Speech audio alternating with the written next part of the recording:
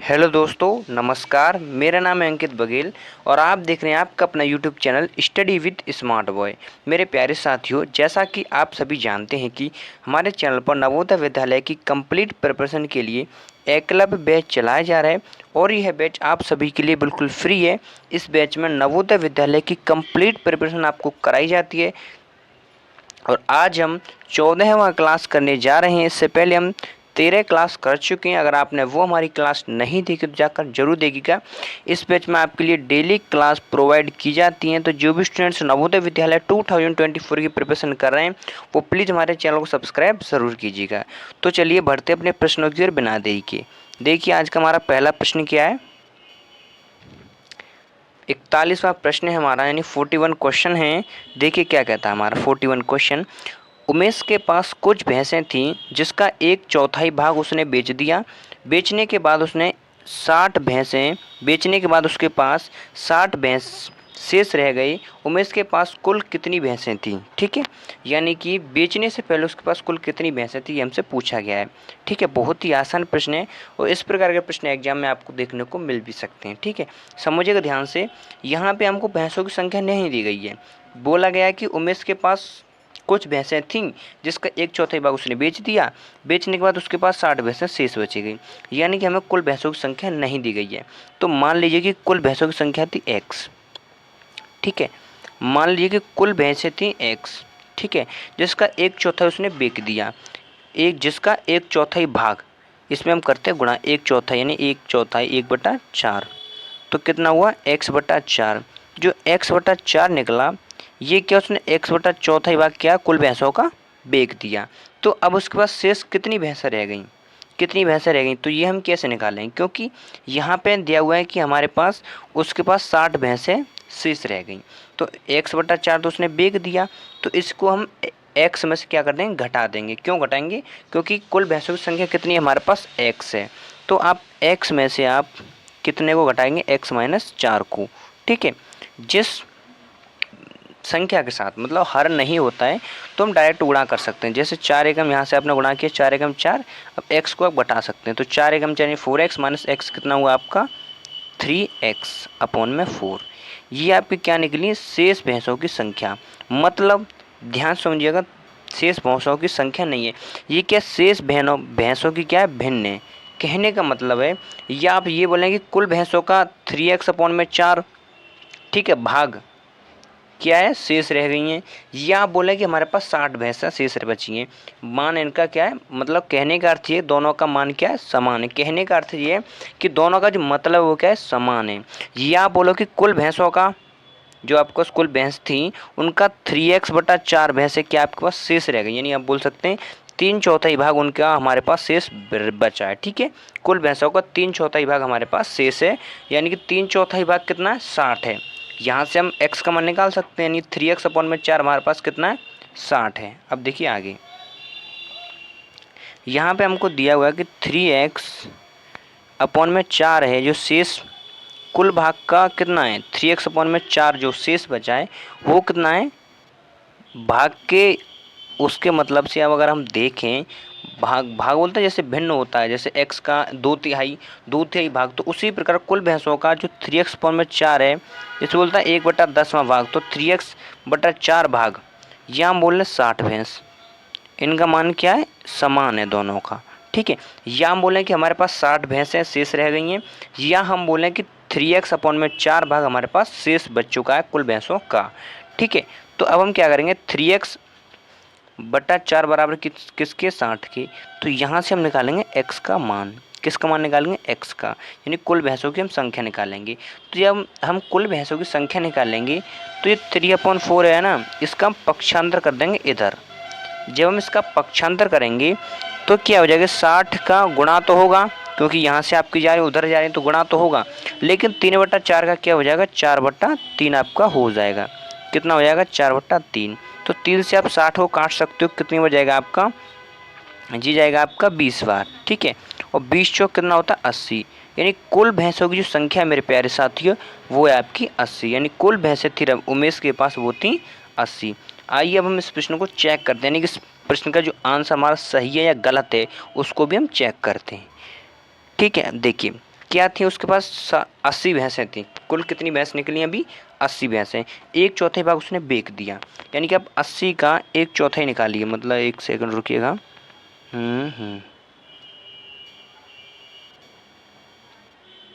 ठीक है, देखिए 80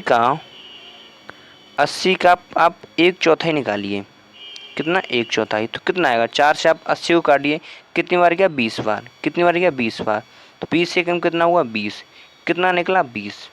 यानी कि उसने 20 भैंसें क्या थी वो थी बेच दी। अगर उसने 80 उसके पास कुल भैंस थी, 20 भैंसें उसने बेच दी, तो उसके पास कुल कितनी भैंसें शेष रह गई, कितनी भैंसें शेष रह गई, वो रही उसके पास 60 भैंसें। कितनी भैंसें 60, तो यही आपका आंसर हो गया। यानी कि हमारा आंसर क्या बिल्कुल सही है। ठीक है, अब देखिए अगला प्रश्न। अगला प्रश्न हमारा प्रश्न संख्या 42 है।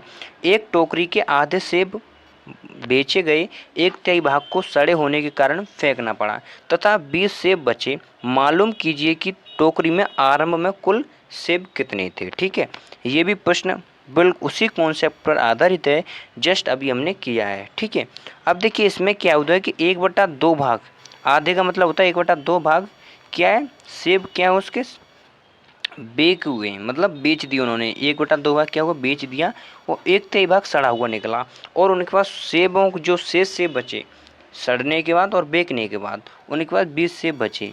तो कुल सेबों की संख्या ज्ञात कीजिए। तो मान लीजिए कि कुल सेब थे आपके, वो कितने थे x, मान लीजिए कुल सेब थे x।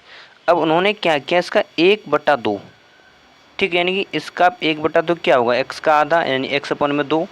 ये क्या, तो उन्होंने बेच दिया और उसका एक तिहाई सड़ा हो गया, यानी इसमें आप एक तिहाई जोड़ दीजिए, x/3।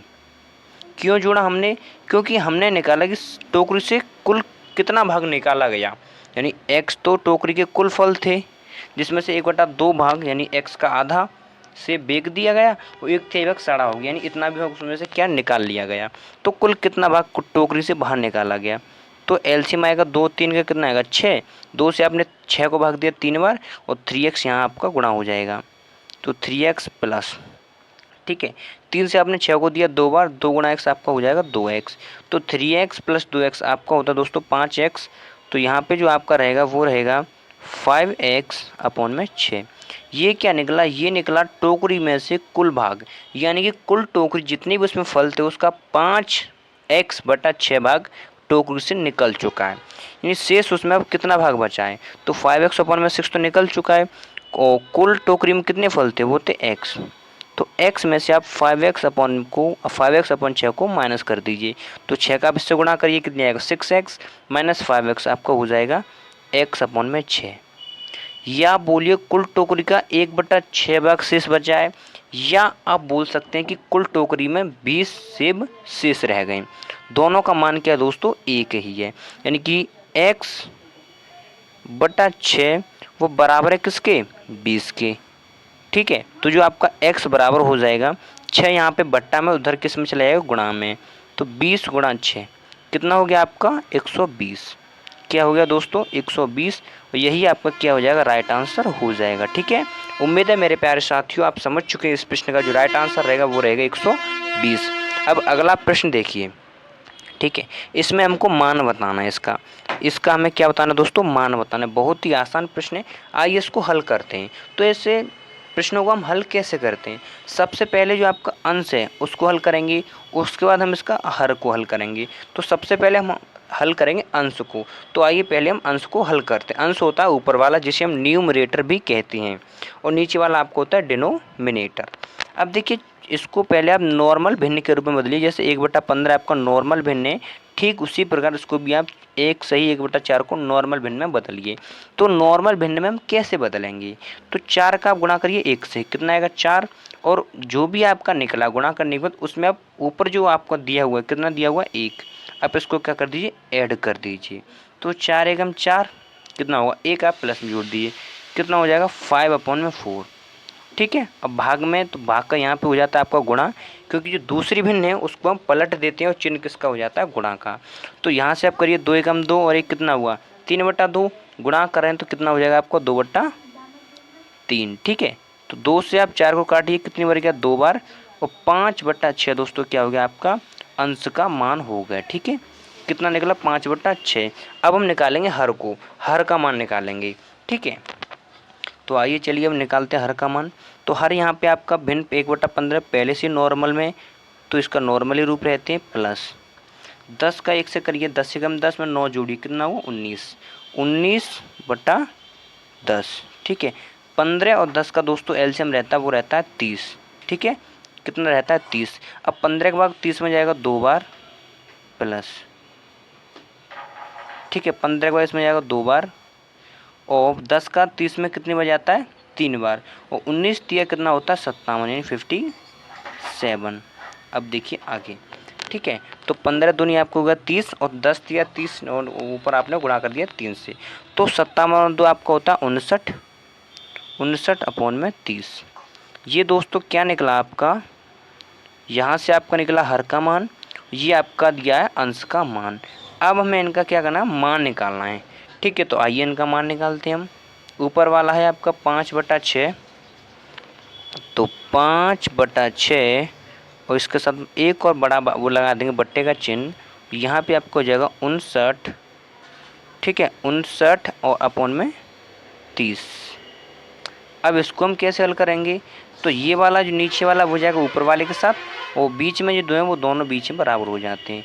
अब देखिए 30 पंजे आपका होता है 150, तो यहाँ पे आप ऊपर आ जाएगा आपका 150, नीचे 59 गुणा 6, तो 6 में आपका होता है 54। ठीक है, 6 में 54 4 8 5, 6 पंजे 30 और 5 35, 300 150 अपॉन में 354 दोस्तों आपका राइट आंसर हो जाएगा। ठीक है, देखिए ऑप्शन में है, ऑप्शन में नहीं है, तो हमको आंसर क्या निकालना पड़ता है, जो आपको ऑप्शन में दिया होता है। तो इसको पहले आप कट कर लीजिए।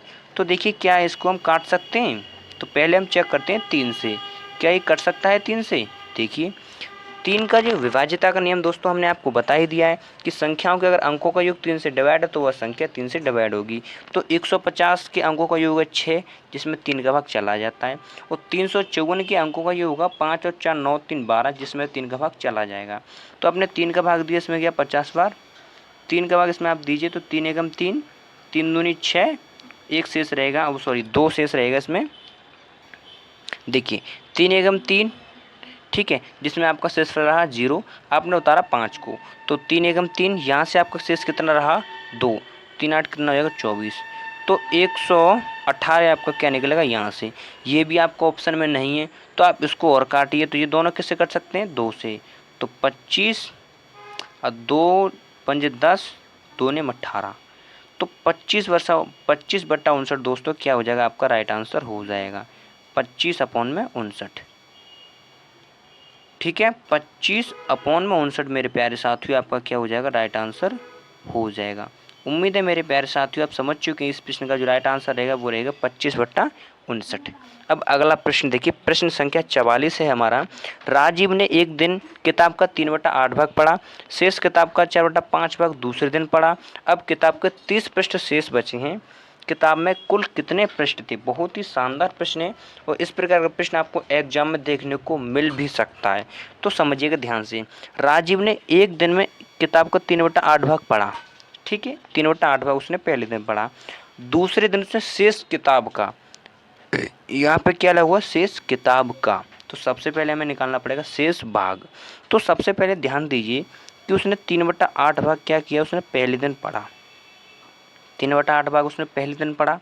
अब मान लीजिए कि जो बुक है उसमें कुल प्रश्नों की संख्या है, सॉरी कुल पृष्ठों की जो संख्या है वो कितनी है, अब मान लीजिए x है। ठीक है, कुल पृष्ठों की संख्या दोस्तों वो आप मान लीजिए कि x है। किताब में कुल x पेज है, ठीक है। अब उसमें से x का 3/8 भाग उसने क्या पढ़ लिया, ठीक है। अब कितना भाग पढ़ लिया, इसमें आप 3 से गुणा कर दिए 3/8, तो कितना हो जाएगा आपका 3x/8। ये उसने भाग क्या कर लिया, उसने पढ़ लिया, ठीक है। आप इसको यहाँ से रिमूव कर दीजिए। कुल पृष्ठों की संख्या दोस्तों हमने मान ली, बुक में कुल पृष्ठ थे x, जिसका 3/8 भाग उसने पहले दिन पढ़ लिया, यानी 3x/8 भाग उसने पहले दिन पढ़ लिया। अब क्या गया, दूसरे दिन उसने शेष किताब का मतलब होता है गुणा, तो पहले हम निकालेंगे इसका शेष भाग। तो शेष हम कैसे निकालेंगे, तो x में से आप 3x/8 को माइनस कर दीजिए, तो x - 3x x minus 3x upon में 8। ठीक है, तो 8 का आप इससे गुणा कीजिए 1 से, 8x माइनस 3x कितना हो जाएगा 5x अपॉन में 8। ठीक है दोस्तों, ये क्या निकला आपका, ये निकला शेष भाग। ठीक है, क्या निकला शेष भाग 5x अपॉन में 8। अब जो शेष भाग निकला उसका 4/5 भाग उसने दूसरे दिन पढ़ा। ये अभी निकला नहीं है कि उसने दूसरे दिन क्या कितना भाग पढ़ा। अब देखिए कि उसने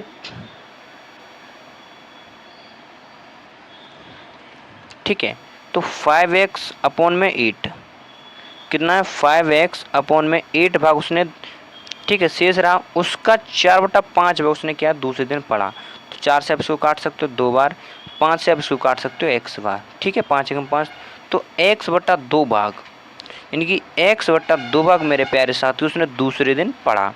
अब हम निकालेंगे उसने कुल कितना भाग पढ़ लिया, उसने कुल कितना भाग पढ़ लिया।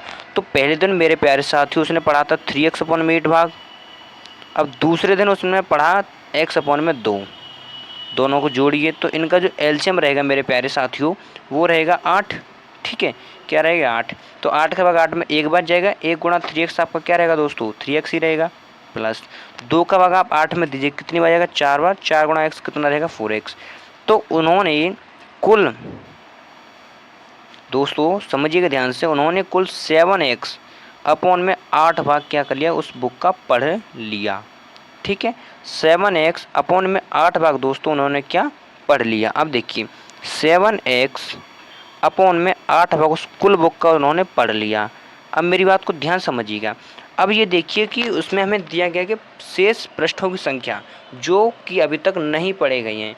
तो उसने 7x अपॉन में 8 भाग तो पढ़ लिया, तो कितना भाग उसने अभी तक नहीं पढ़ा, तो वो हम कैसे निकालेंगे। क्या दिया यहाँ पे, अभी हमको दिया हुआ है 7x अपॉन में 8, इतना भाग तो उसने पढ़ लिया। अब इसको हम x में तो माइनस कर देंगे, इससे हमें ये प्राप्त होगा कि उसने अभी तक कितना भाग नहीं पढ़ा है। ठीक है, तो 8 का x से 7x घट जाएगा, कितना आएगा x अपॉन में 8 भाग उसने अभी तक नहीं पढ़ा है। ठीक है, और जो नहीं पढ़ा है उसमें पृष्ठों की संख्या है 1/8 भाग में 20। यहाँ से हम कुल प्रश्नों की संख्या निकाल सकते हैं, कुल पृष्ठों की संख्या निकाल सकते हैं। ठीक है, तो यहाँ पर जो आपका x बराबर रहेगा दोस्तों वो रहेगा आपका 240। ठीक है, कितना हो जाएगा 240। उम्मीद है मेरे प्यारे साथियों आप समझ चुके हैं कि इस प्रश्न का जो राइट आंसर रहेगा वो रहेगा 240। अगला प्रश्न देखिए, प्रश्न संख्या 45 है हमारा। यदि किसी संख्या का 3/4 27 हो तो उसका 7वां भाग लगभग कितना होगा, लगभग। ठीक है, यानी लगभग मान बताना है हमको। यदि किसी संख्या का 3/4, हमें संख्या नहीं दी गई है, हमको ये कंडीशन दिया हुआ है कि उसका 3/4 27 है। तो मान लीजिए कि वह संख्या थी x, संख्या हमको नहीं दी गई है तो संख्या आप x ही मान लीजिए, जिसका 3/4 भाग, 3/4 मतलब 3/4 भाग कितना 27 है। यहाँ से हम उस संख्या तक पहुँच सकते हैं। तो मान दोस्तों हमें किसका निकालना है x का, तो 3x अपॉन 4 यहाँ पे पक्षांतर हो जाएगा। तो ये जो आपका 3/4 है यहाँ पे हो जाएगा 4/3। 3 से आपने 27 को काटा कितनी बार गया 9 बार, 9 चौक दोस्तों कितना हुआ 36। यानी कि जो संख्या है वो कितनी है दोस्तों 36 है। क्या है वो संख्या, वो है आपकी 36। लेकिन हमसे संख्या नहीं पूछेगी है, हमसे पूछा गया दोस्तों उसका 7वां भाग बताइए। उसका 7वां का मतलब होता है 1/7। क्या पूछा गया दोस्तों 1/7। तो 36 है, 36 का 1/7 भाग तो निकलेगा नहीं क्योंकि 7 का भाग 36 में नहीं जाता, लेकिन 7 का भाग 36 में दोगे तब 5 बार चला जाता है। 5 ही दोस्तों आपका राइट आंसर हो जाए, क्योंकि 7 पंजे कितना होता है 35। और दोस्तों हमें प्रश्न में पूछा भी यही गया है कि उसका लगभग मान कितना होगा, तो लगभग मान आपका कितना रहेगा 5 रहेगा। अब अगला प्रश्न देखिए, प्रश्न संख्या 46 है हमारा। किसी पिज्ज़ा का 1/4 भाग रेनू ने खा लिया, शेष पिज्ज़ा को 12 बच्चों में बराबर बांट दिया गया, इनमें से प्रत्येक बच्चे को पिज्ज़ा का कितना भाग मिला। बहुत ही शानदार प्रश्न है और इस प्रकार के प्रश्न एग्जाम में पूछे जाते हैं। तो देखिए मान लीजिए कि जो पिज़्ज़ा था वो था x, ठीक है, जिसका 1/4 भाग रेनू ने खा लिया। ठीक है, यानी x का 1/4 उसने खा लिया, यानी कि x अपॉन में 4 भाग उसने क्या कर लिया दोस्तों खा लिया। ठीक है, x अपॉन में 4 उसने भाग क्या कर लिया खा लिया। अब क्या बोला गया कि शेष पिज्ज़ा मतलब कुल पिज्ज़ा कितना था x था।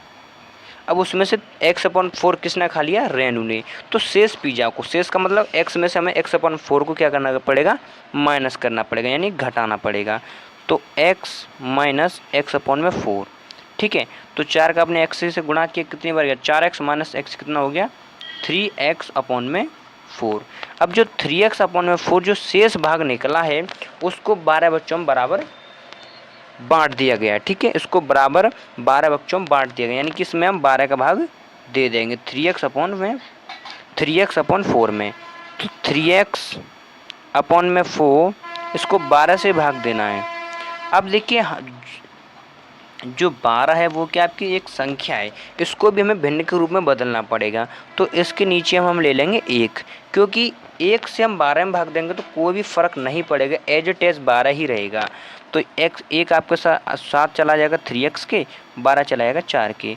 तो 3x में कितना हो गया, 4/12, यानी कि आपका हो जाएगा 12 चौक 48, ठीक है। तो x यहाँ से आप हटा सकते हैं, तो ये आपका कट के हो जाएगा 1/16, या बोलिए x/16, या बोल सकते हैं 1/16, बात आपका एक ही रहेगा, यानी x/16 मेरे प्यारे साथियों राइट आंसर हो जाएगा, x का मतलब 1, ठीक है। यानी आपका राइट आंसर हो जाएगा ऑप्शन नंबर ए।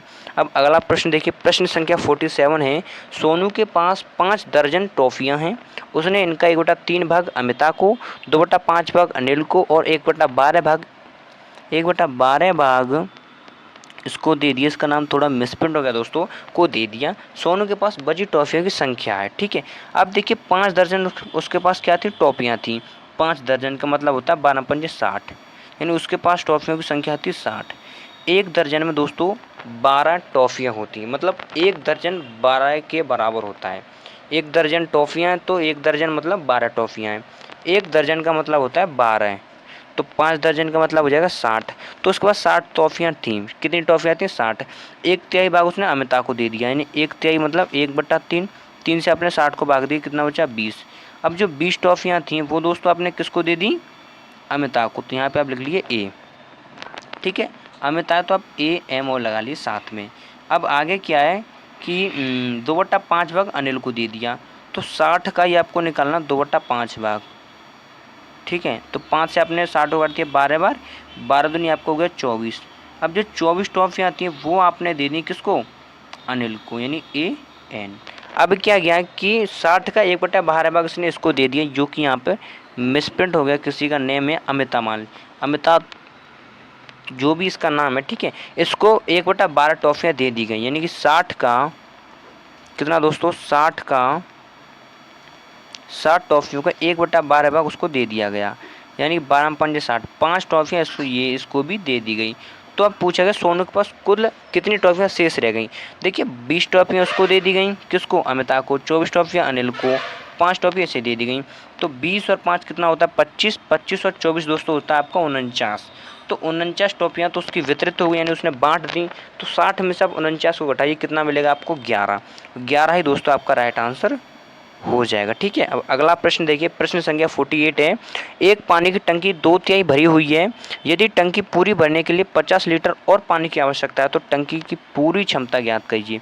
ये प्रश्न आपके लिए वेरी इंपॉर्टेंट है, तो ध्यान से समझिएगा। एक पानी की टंकी 2/3 भरी हुई है, ठीक है।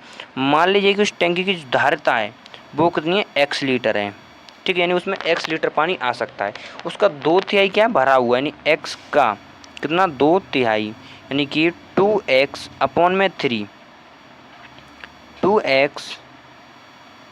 2x/3 दोस्तों क्या हुआ, इतना भाग क्या उसका भरा हुआ। तो खाली भाग कितना है, पूछा गया कि पूरी भरने के लिए 50 लीटर और पानी चाहिए, यानी कि 2/3 तो उसका भरा हुआ है।